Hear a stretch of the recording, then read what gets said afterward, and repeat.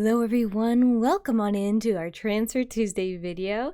If you're new here, hello, my name is Susie. We are a dual income household with me and my husband, and we've been working through getting our finances in order, and we do a lot of cash stuffings and zero-based budgeting, but today is the day where we go online and we look at all the money that we don't withdraw and we don't cash stuff. So this for us is 2 Roth IRAs, a 401k, and like a brokerage account. So let's begin.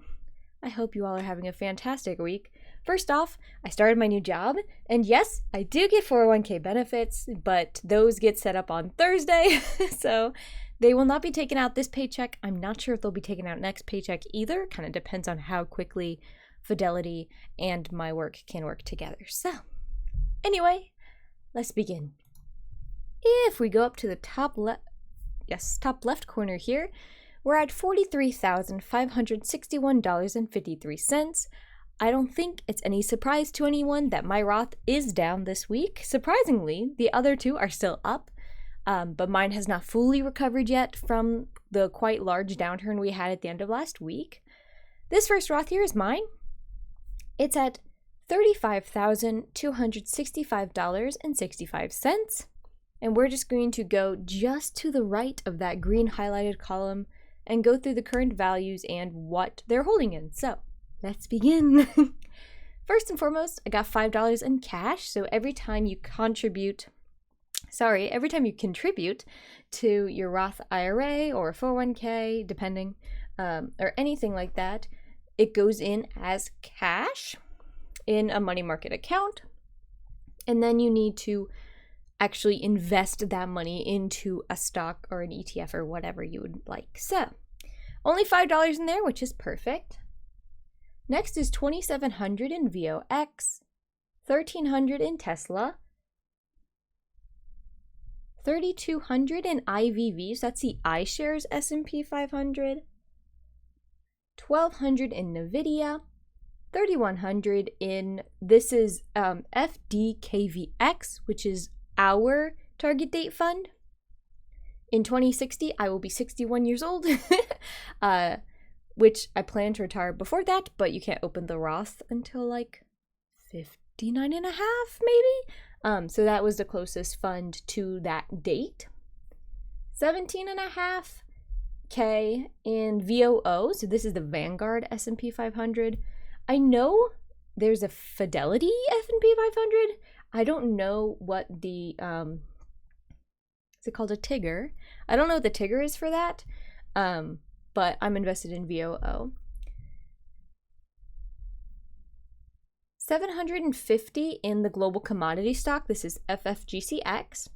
1600 in VDC. That's the like consumer stock. 1600 in VIG. That's the dividend stock.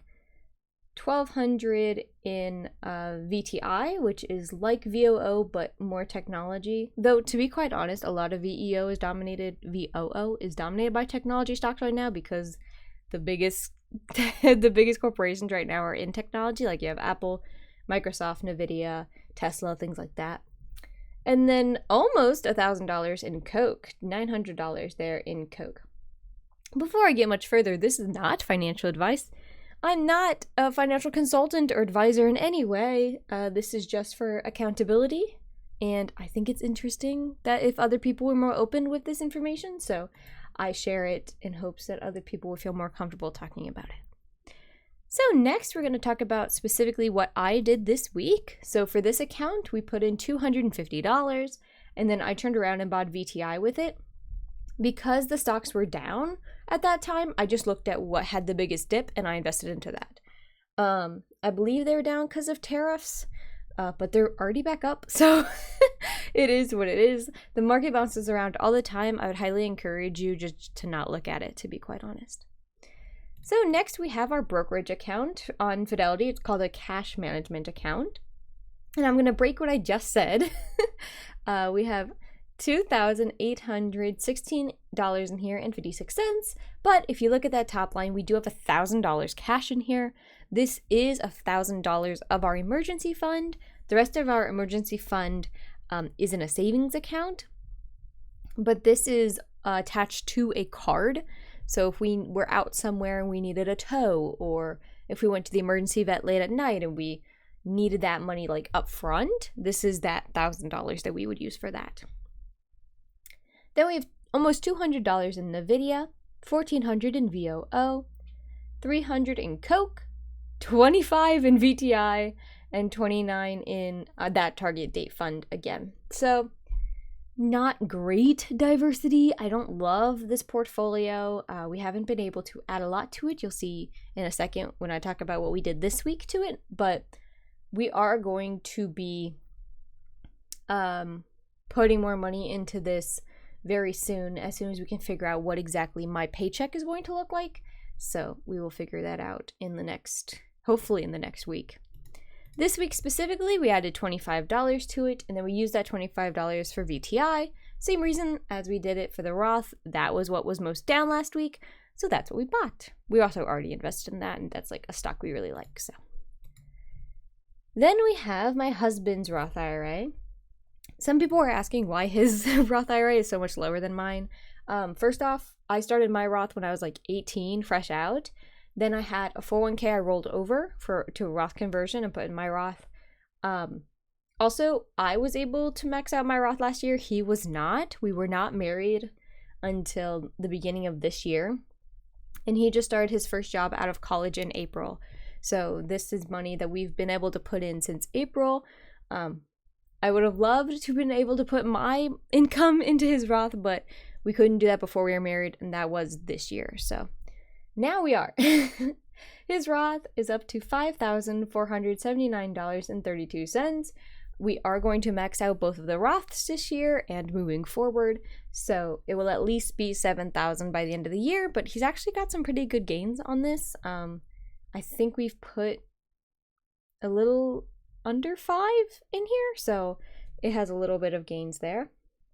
He's got $5 in cash, $2,300 in VOO, $200 in SPY.